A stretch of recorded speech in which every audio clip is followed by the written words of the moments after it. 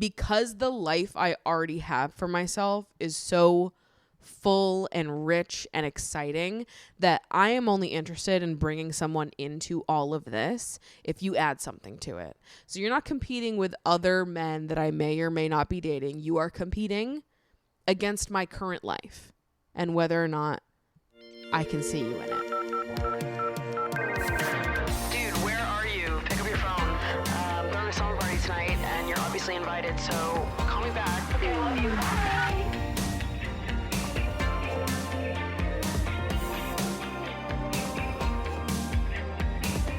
What's up, you guys, and welcome back to Emotionally Online, the weekly slumber party for spilling guts and sharing secrets, hosted by yours truly, the one and only Maddie Drossbag, who is feeling so excited that we are in spring.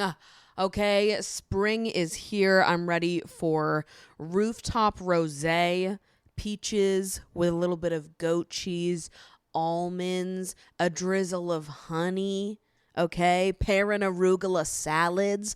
I'm ready to really live it up, to feel the joy just radiating across my skin with every little bit of sunshine, but like measured sunshine that I get to have before I start sweating buckets. I'm ready to be a fucking sweetie in a sundress. Sue me. Listen, I'm ready to enjoy myself, okay, while I still can, before it gets to be 100 fucking degrees and I walk outside and just want to commit homicide on the first person I see. I am a hazard in the summer. No one speak to me. It is a danger, and don't even make eye contact with me, because bad things could happen to you. I'm like Bloody Mary. You see me in the summer and it's like, fuck, how did we summon her here? Get her back in there. And you don't even have to say my name 3 times while looking in a mirror, bathroom mirror in the dark. Were those are the rules of Bloody Mary? You don't even have to do all that with me, okay? You ask me to go out somewhere and you like say it convincingly enough, and then I'm like, oh, I guess I'll go. But then when I get there, I'm like gonna be a bitch because it's so hot out. Don't invite me places without AC, okay? I can't control whether or not I'm a bitch if I'm hot. Which, you know what? I got so validated by my Oura ring this past month, I guess. It's getting to know me better the longer that I have it on, obviously. But my Oura ring, the like 2 weeks leading up to my period, kept telling me that I had minor signs going on. It was giving me a minor signs warning because I had an elevated body temperature for the 2 weeks leading up to my period. Now, that's not abnormal. Your body temperature does go up the 2 weeks leading up to your period. However, my body temperature raises so significantly that I basically run a fever for like the week leading up to my period. And I honestly felt so validated. I was deep in Reddit looking up all this shit about period flu is what they call it. But I guess some people literally run a fever the week leading up to their period. And I'm like, I feel so fucking seen right now because my whole life I've been like cranking AC year round. Like I am hot all the time. My body doesn't process heat well. I just get hot and stay hot. And to learn that there is like more of a reason for this other than just like, well, and this is the cross you bear. You're just hot all the time, okay? And you look red constantly. Like, to be told by my Oura ring to learn to pull the data and be like, actually, it's directly like connected to my cycle. I'm like, fuck. Yeah, it makes so much sense. My body's just being a little bit of a drama queen. It's like, yeah, your temperature was going to raise a little bit, but because we live for the drama of it all, we're going to give you a fever. You're going to spike a fever leading up to your period. And then you're going to have a week of terror. So really, I only get like 1 good week in my body out of the whole month. And it's the week I'm in right now. Not to like fully let you in on the details of my cycle, but I feel like we've reached that point. Listen, I'm here every week. You're here every week. I can tell you what phase of my cycle I'm in, okay? My period ended yesterday. So now you're clued in. And listen, we can track my ovulation together.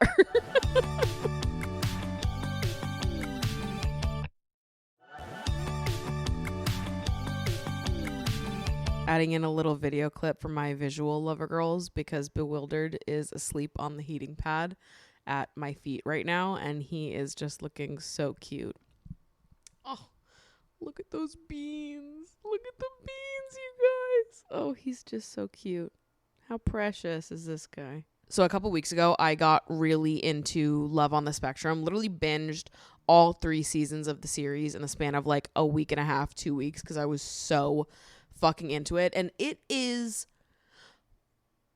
one of the only, if not the only, show about dating that has ever left me feeling genuinely curious and optimistic about dating. It just put such a good taste in my mouth. I left watching that show being like, oh, and I feel awesome. And I feel like this show actually made my day significantly better. I was so charmed by all of the cast of that show. I loved all of their individual storylines, and just getting to watch people authentically, genuinely date. Like, none of the bullshit, none of like, you know, so many like dating shows. This isn't like it's a dating show, but it's not like a dating show. You know what I mean? Which I kind of love.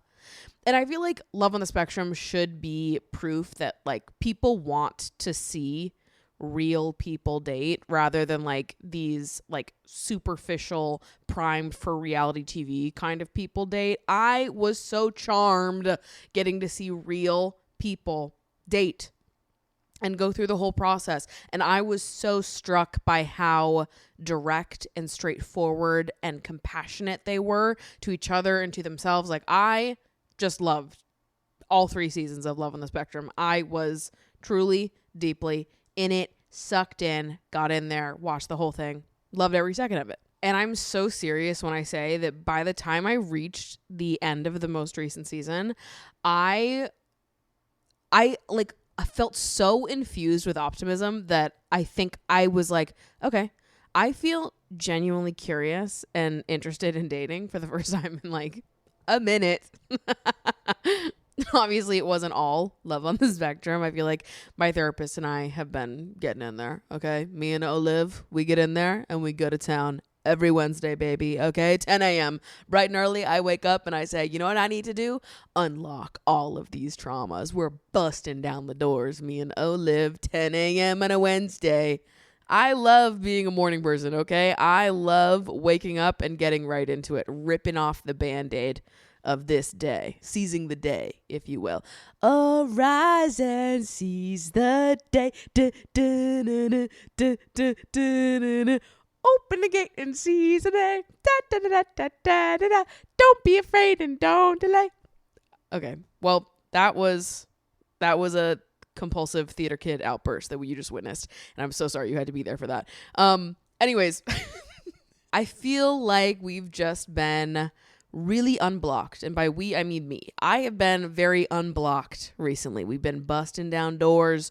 I've been in some kind of flow state, if you will. All right, I just feel very unburdened and very safe and comfortable in myself right now. We've been talking about routines on this show. I've been deep in a routine. I've been really focusing on me, filling my own cup, what makes me happy. I just am loving this era of being me that I'm in right now. I'm really enjoying myself, enjoying feeling everything, and I'm just loving the person I'm becoming, to be honest. I'm just loving me right now.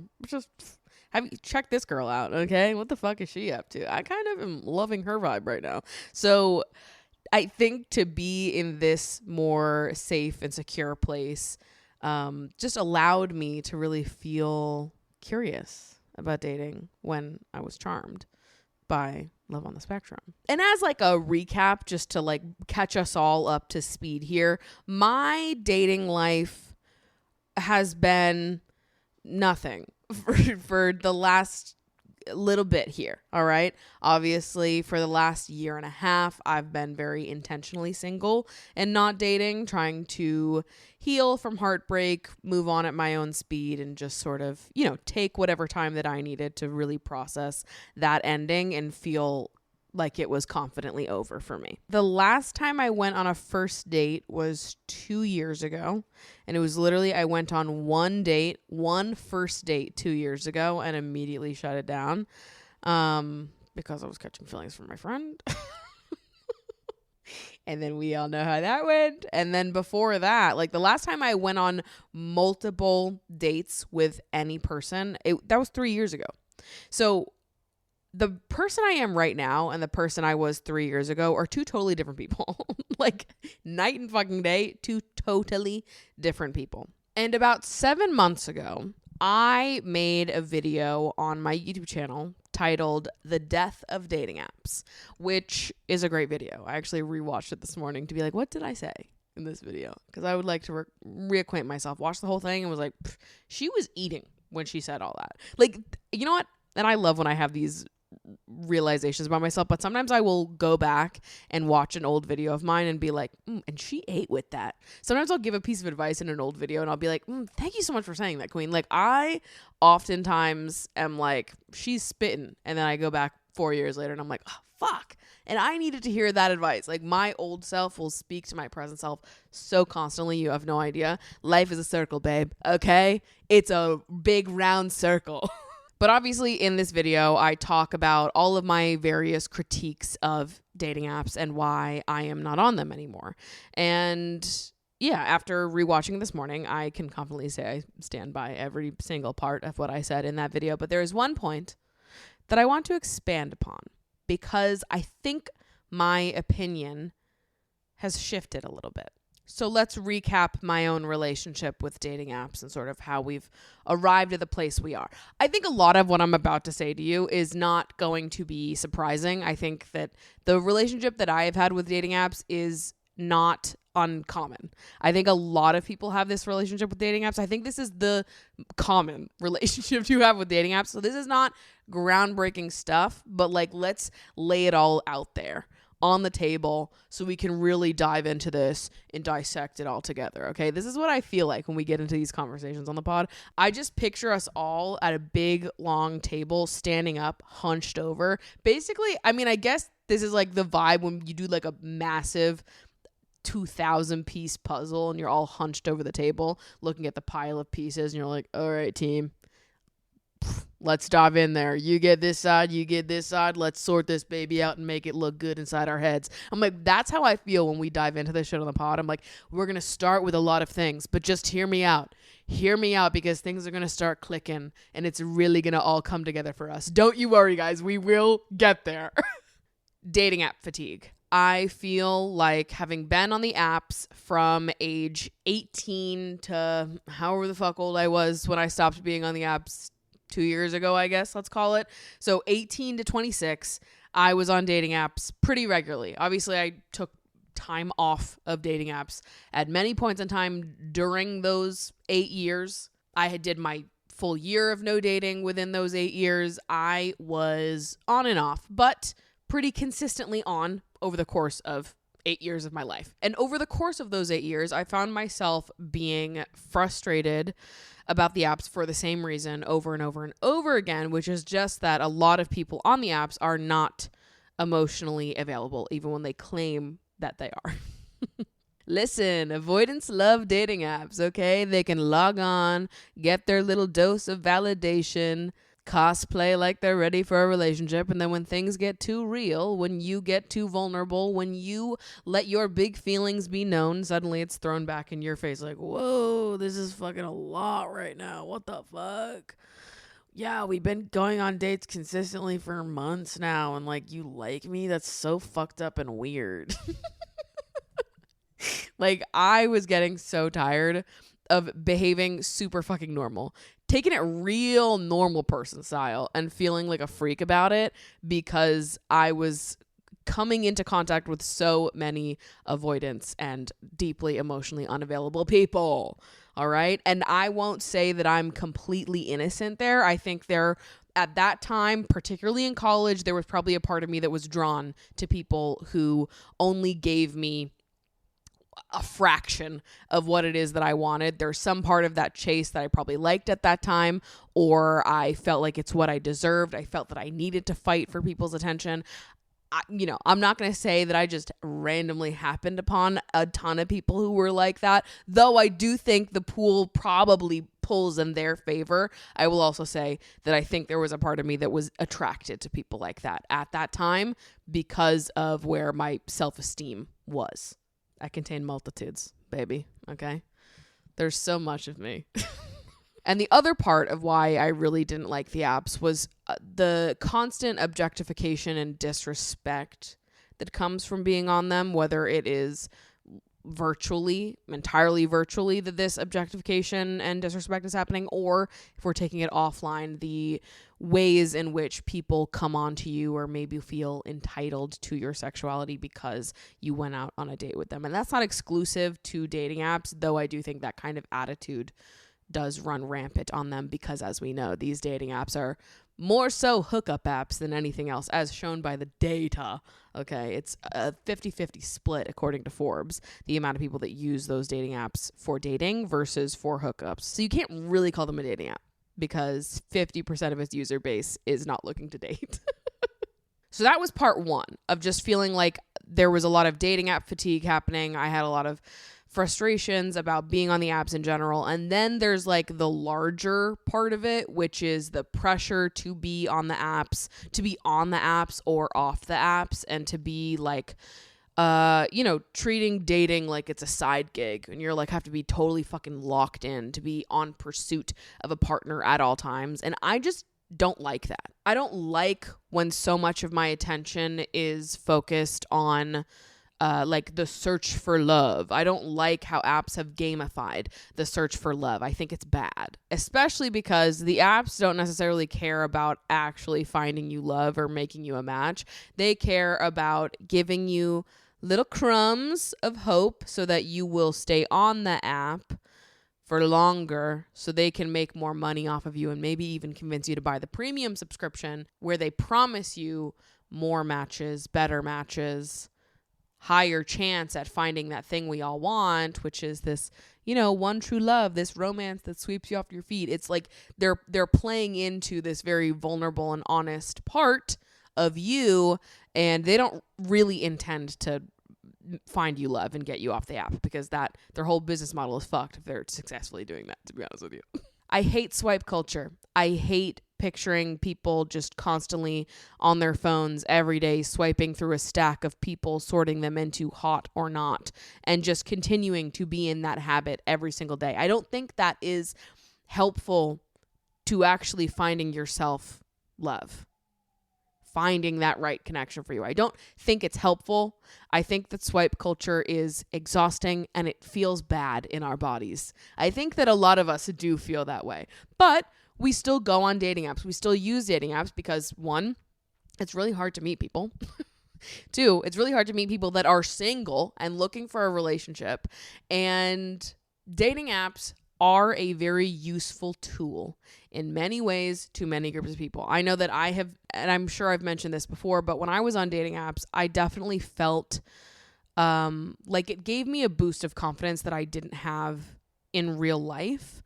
Not because I didn't have the ability to feel that confidence in real life, but that the apps took away the most anxiety-inducing part of the dating process to me, which was figuring out if they were into big girls or not. If I'm going to meet someone out in the wild, there is a part of me that is like very aware of the fact that I could take a big swing and really miss. And that person could be cruel to me as a result of that swing. I feel aware of that. And so like, I think a lot of times the idea of flirting with someone at a bar always felt more intimidating to me because I was like, well, what if they're not even open-minded about me in the first place? And obviously I think they're a fucko for that, but I don't know. And that's a big leap of faith and bravery to be like, well, you could disrespect the fuck out of me for taking a swing right now. And that is scary. That is scary. And so I think I liked dating apps because it took that part out of it. I met these people knowing that they found me attractive. When I was going on the first date, I already knew that we were vibing on a baseline level. You think I'm cute. I think you're cute. Okay, now we're going to focus on all the things that actually matter. And it took in a weird way, it took appearance out of it. I know that we talk so often about like dating apps being so superficial because we're swiping based on appearance, or some people are. But I actually found that dating apps kind of served the opposite purpose for me, because we got it out of the way with first. Before even meeting, it's like, all right, you think I'm attractive, I think you're attractive. Awesome. Now that we've got that out of the way, that thing that would have caused me so much anxiety otherwise, let's get into the stuff that's actually fun and enjoyable about meeting someone. And obviously, a lot of that fear and anxiety about going up to someone in person and flirting and me not knowing if they're into big girls or not, that comes from a place of insecurity within me. And that comes from my experience as a teenager in high school, how I was treated growing up. It's connected to lots of things, okay? It's not necessarily the truth, though there is truth to it. Like, there are fat phobes out there. People are dicks. It's not crazy to think that you could, flirt with someone and they could, react explosively because how dare you talk to me? You're just a fat bitch. What the fuck? And also, these are like highly dramatized, probably won't happen scenarios that only really exist inside my brain because I, somewhere back there, have internalized something about myself based on how I was treated growing up. And so I think that dating apps helped to relieve that for me, helped to relieve any kind of fear of judgment that I might have felt based on my appearance. It allowed me to not think about it. I just put up these photos of myself. I answer a couple prompts. And if you're not interested in me, you'll just leave me alone. Hopefully. You know what I mean?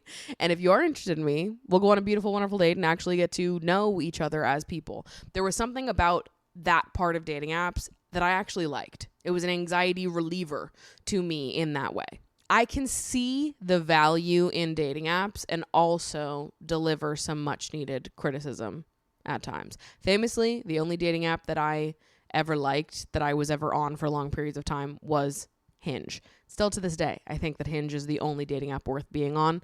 All the other ones, I say fuck that.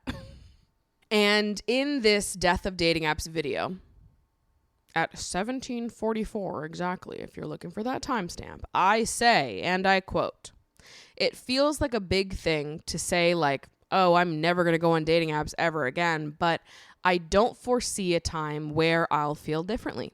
I feel like I've sort of passed the point of no return with my relationship to dating apps. I think I've also realized that the potency of my feelings isn't as strong without the natural ramp-up period that dating apps remove. I think without that, I honestly enjoy the dating process less and my feelings aren't as strong." I go on to talk about the urge to re-download and how I felt like it only popped up as a way to satisfy my ego, which at that time was totally true because I was deeply hurt still and was not in a place to be dating at that time. But here I was a few weeks ago watching Love on the Spectrum, feeling like, well, what if I re-download Hinge right now? What if I did? And what if I genuinely wanted to? Not because I was looking to satisfy something in my ego, but because I think it would be genuinely fun and exciting to meet a new person. What if that is how I felt right now? And I honestly, to be candid with you, I sat here on the couch being like, kind of frustrated at myself for even thinking that. Like, there was a part of me that was like, well, you said that you were done with dating apps. And I'm like, yeah, and also you're very dramatic. Yeah, and also, I think you're allowed to change your mind if you genuinely have changed your mind. And I sat and thought on it for a little longer. And I don't know how much of my opinion has changed. I think that a lot of my criticisms for the apps are exactly the same. I listened to the criticism. I rewatched that video this morning. And the whole time I'm like, yeah, yes, and queen, like, let's keep it going. I'm agreeing with everything I'm saying.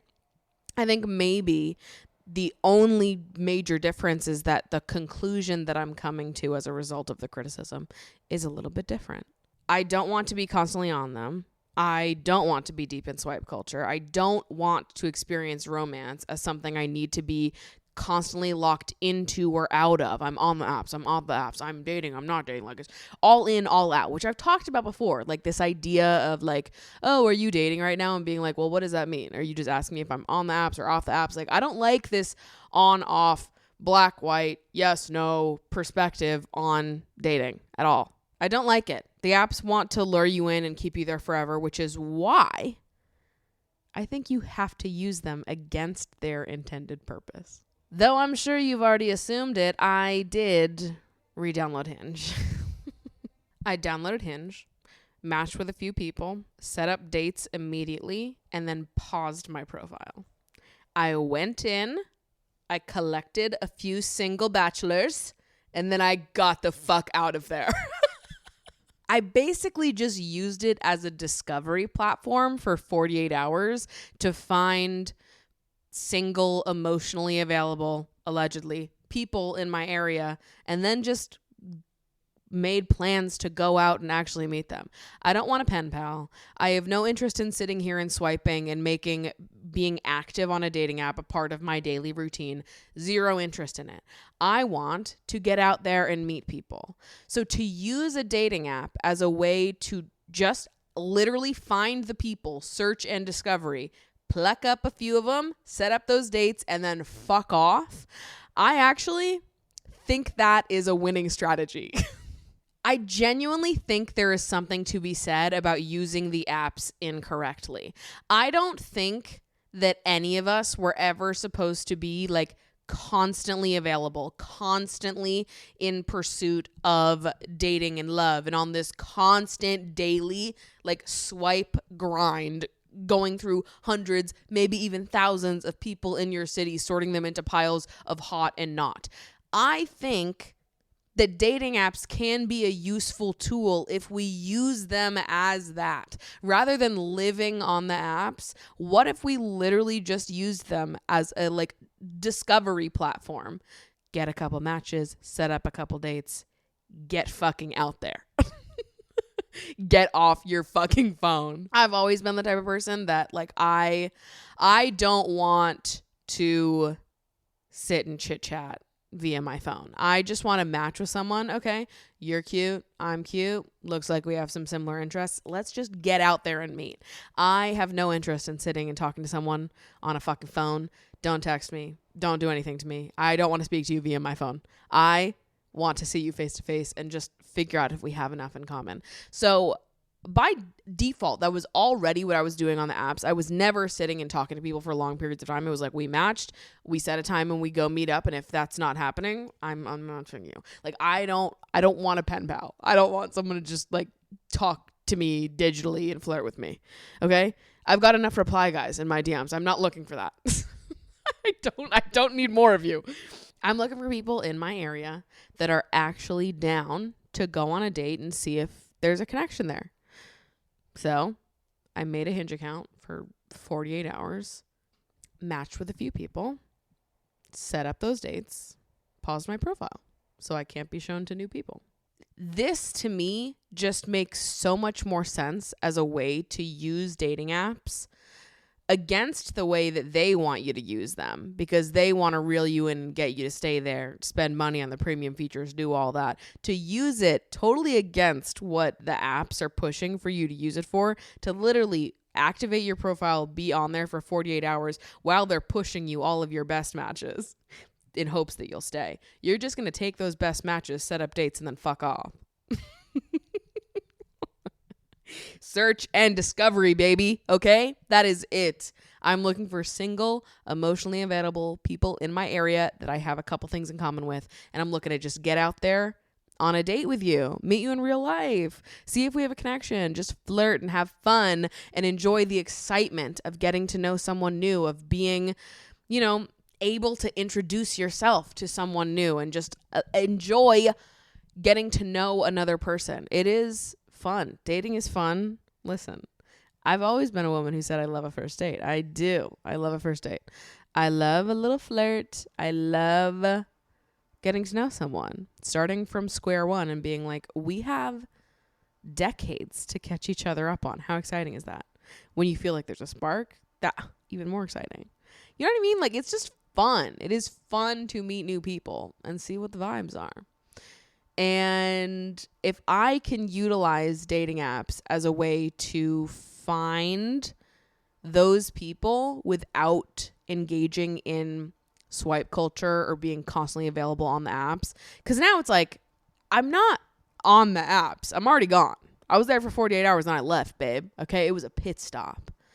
That feels better to me in my body, where I'm sort of avoiding the parts of dating apps that I didn't like while getting to utilize it for the part that I did. Does that make sense? Because I think at first when I was like, I do genuinely feel an urge to re-download dating apps, there was a part of me that was like, I feel bad that I'm changing my perspective on this. But then I was like, Maddie, you are a real human girl and not a robot. So you're allowed to change your perspective. You're allowed to change your mind. You're allowed to re-download your fucking dating apps if you want to re-download them. So I did. But I think under this new idea, this new perspective of how to engage with them, I actually feel so much better about it. Genuinely.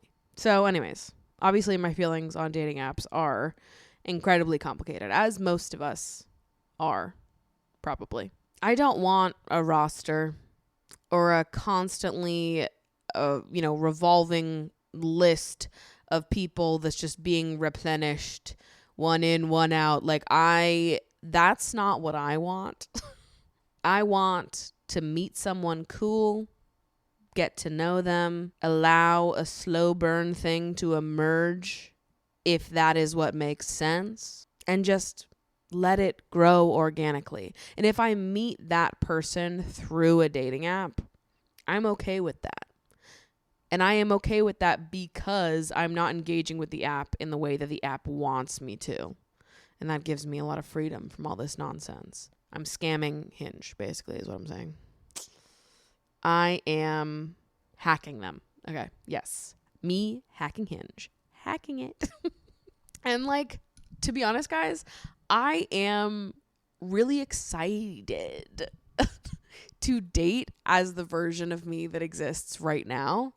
I was saying to my therapist the other week when I was telling her about all of this, like, I've never dated as the version of me that exists right now, obviously. The version of me that dated most recently is very different than the version of me that exists right now. And you know that phrase where they're like, so often in dating, you think you're competing with, the other potential men I may or may not be seeing. But in reality, you're not competing. The only thing you're up against is my current life and whether or not you add something to my life as it currently is. And I was on the phone with my friend Ellie a couple hours ago, and she was talking to me and just, echoing a lot of the things that I was feeling. Like, it is so much more fun to date when you feel like you've already built yourself a house.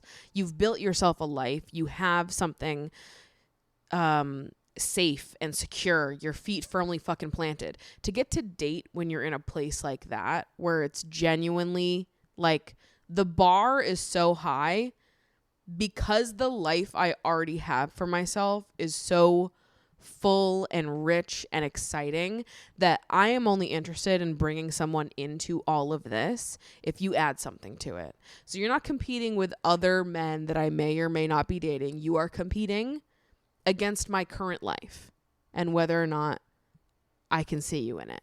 And there's something so freeing about that, to be like, I don't know, in a space where dating to me is something that can just be like truly exciting and joyful. And it's like, okay, yeah, let's get to know each other and have so much fun getting to know each other.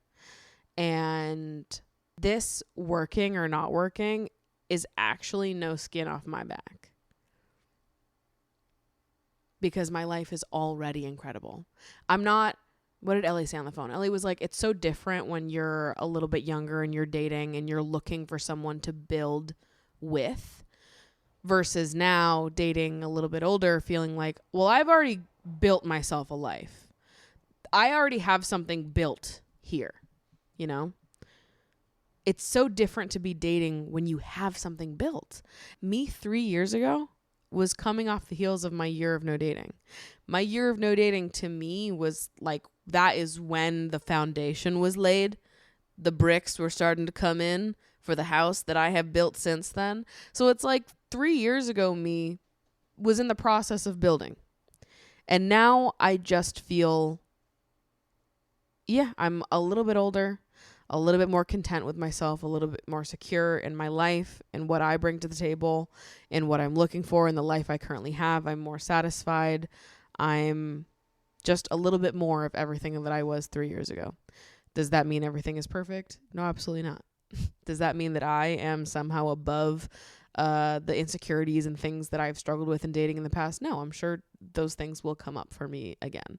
However, I just feel very trusting of myself and my capacity to work through those things. I just feel good. I just feel genuinely excited to get to know new people and get to experience dating as the version of me that exists right now. Because I really like this person. I really like me right now. And I think that it would be really awesome to date me right now. So I'm excited to give someone that opportunity. I'm feeling excited about that, but perhaps that was a plot twist. Honestly, it was a plot twist to me too. I didn't realize that was the twist that was coming until I was in the moment like, fuck. Do I wanna? I think I wanna. Here we are. Anyways, I've been on a couple dates. I'll save those juicy details for the Patreon. But yeah, exciting stuff. I am looking forward to meeting new people. How exciting is that? I just love it.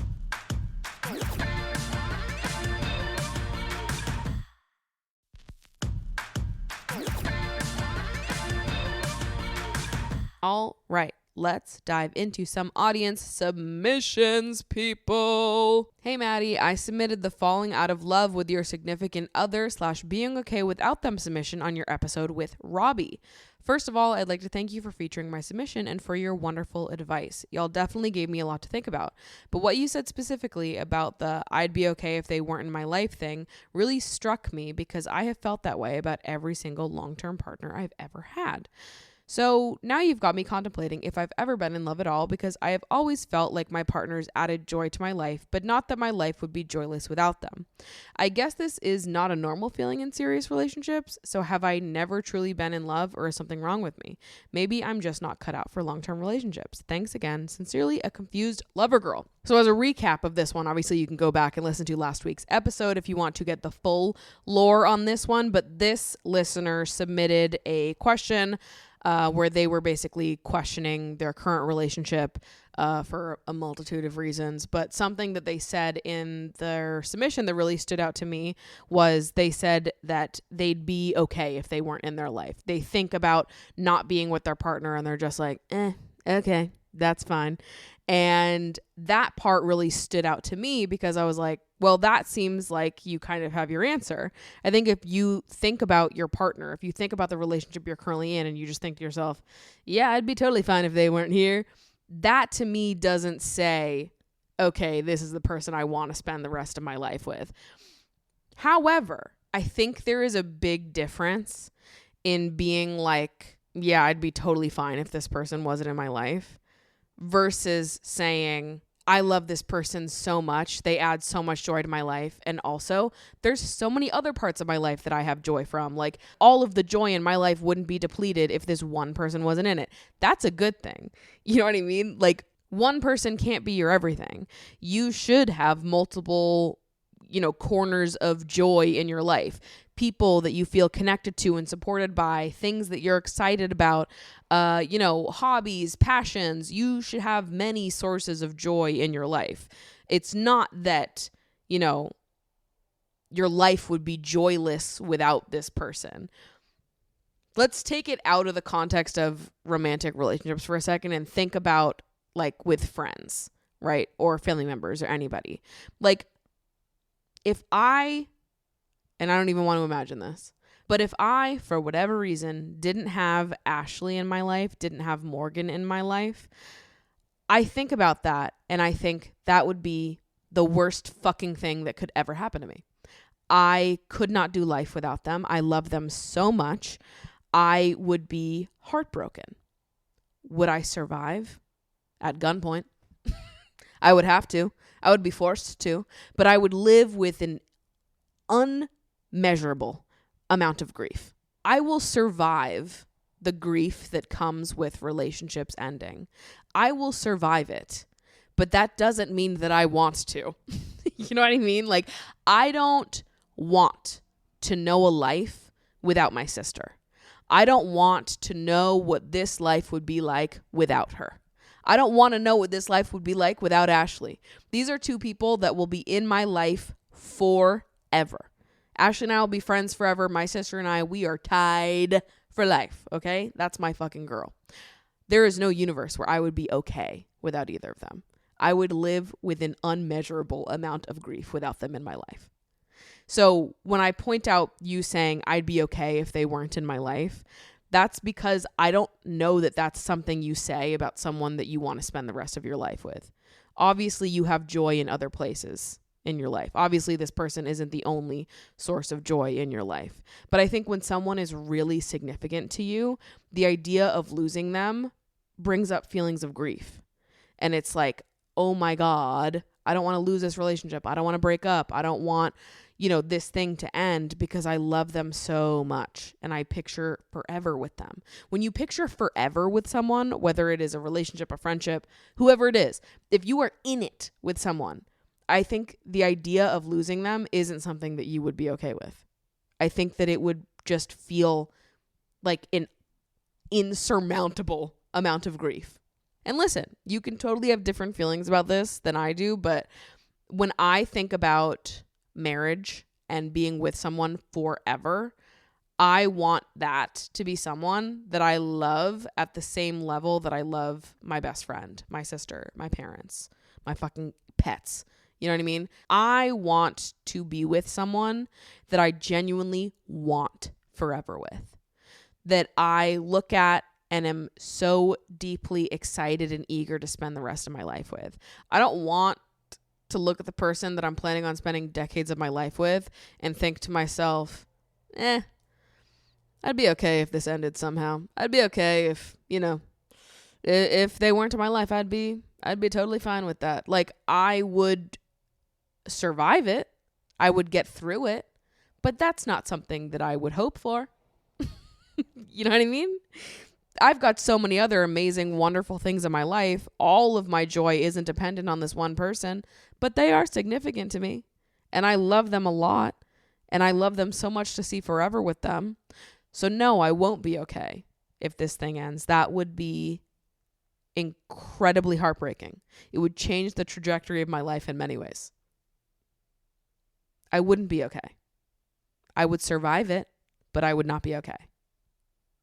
That's the difference to me. Like, yes, your partners should add joy to your life. And no, your life should not be joyless without them. It's not all or nothing. It's not so like all in, all out. Your partners should bring joy into your life. You should also have joy in other places. However, the idea of losing the person that you love, that you want to spend the rest of your life with, should probably upset you. And if it doesn't, I think that is worth looking into.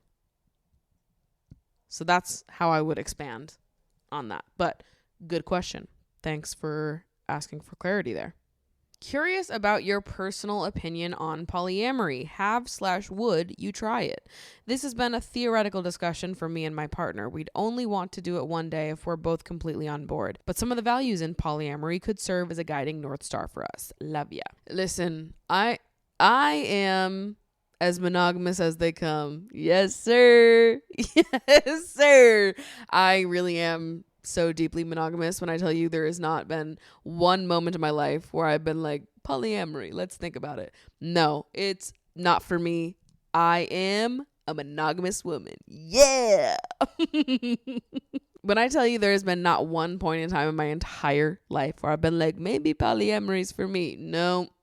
Nope. I know definitively that I am a monogamous woman. That is what it is. I think that sometimes people are curious about me in this regard because I definitely do have some takes that are more, rooted in like relationship anarchy. I have a lot of opinions when it comes to like where we place our value in relationships, but that's more at the intersection of like relationships and friendships and how this like, the hierarchy of relationships with your one partner being at the top and them having to have more importance than like your best friends, your siblings, your parents, all these other important people.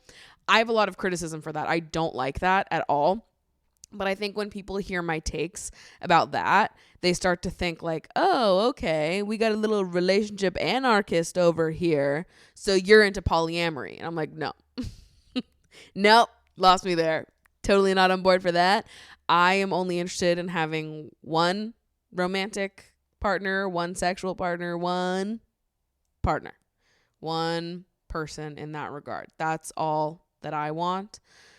Maybe I'm just a traditional woman in this regard. Literally, so much of myself is not traditional. I'm going to keep this one super traditional. I've just never felt the urge to, honestly. I do long for a like happy, committed relationship with one person. And I would not place them on a pedestal above my best friend, my siblings, my parents, all these other important people, but they would be standing side by side, hand by hand with all of those other important people in my life. And that is different than some other monogamous people. But that is how I see it. My kind of monogamy is not a partner above all else. It's more about the village to me. But yeah, no, I am a one partner kind of gal. I'm an intense woman. Okay? We know that. I'm intense. I have big feelings. I'm just generally very me. Okay? She's so Maddie. I don't have the capacity to give what I give to a partner to multiple partners. I don't have the capacity for that. I do the most. I be doing the most. I am very intense. And I think the way that I experience romance and my own sexuality, like I don't want to experience it with multiple people. I am completely full to the brim just with the one. You know what I mean? Like I don't be having time for that. Yeah. So no, haven't ever been interested and would not ever be open to exploring that.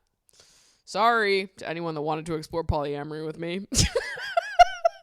Honestly, though, like I get why some people would question that. And also, I just feel like if you have more than one conversation with me, you're like, yeah, no, that's totally not her vibe. But I do get where it comes from. If people ever are like, but what about? No. Didn't love that for you. Not for me, though. Hi, Maddie. After recently watching your video about going no contact, I wanted to know if you'd ever get back to being really close with someone you went no contact with. After I broke up with someone who's in my close friend circle, we went no/low contact, only texting when necessary. We still don't text. I can't allow myself to text him because I feel like it could get out of hand and I'll build this fake version of him inside my head, but I really want my best friend back. When is it okay to start contacting him again? Will we ever be close again like we were in the relationship? Your wisdom would be greatly appreciated. When I think about becoming friends with an ex of any kind, I'm like, sure, there exists a universe where that happens.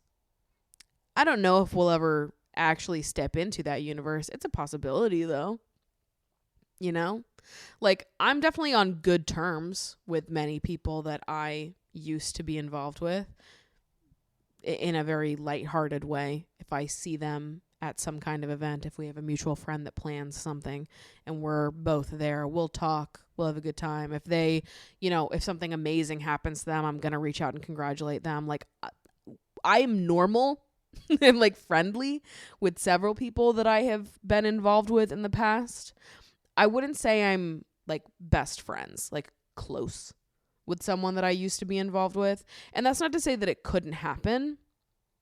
I just think it would take a very specific set of circumstances to allow that to happen. And it's not something that I would directly pursue bringing to fruition. It would be sort of like, the stars aligned. This is how things shook out. The universe brought us to this place where, a friendship was actually birthed separate from the relationship.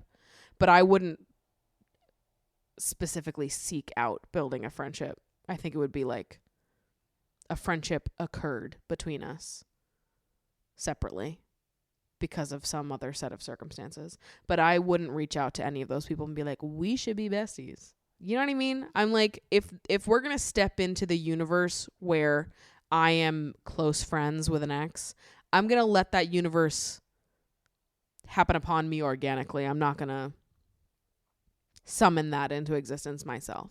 But I'm like, there is a world where I could. For sure there's a world where I could. But I'm not going to be the one in charge of summoning that world into existence. You know what I mean? Like, some things you've just got to put your hands up and be like, whatever happens, happens. Whatever will be, will be. If we are meant to be friends, then I trust that when the time is right, we will find a way to be friends again. And I don't know that way involves me like trying to make it happen or like rekindle something. I don't know. There's just no point in that to me. It's too complicated. In due time, when we're both in different places in life, when things are really quite different, if we reconnect and find our footing as friends, I think that's beautiful. And I would welcome that into my life. I would be friends with people that I have gone no contact with, that I am, was previously involved with on a deeper level. I would be friends with them. There is a universe where I would. Yes. Is that the universe we will live in? I don't know. I'm not going to force that universe to come to existence, though. That's kind of my take on it.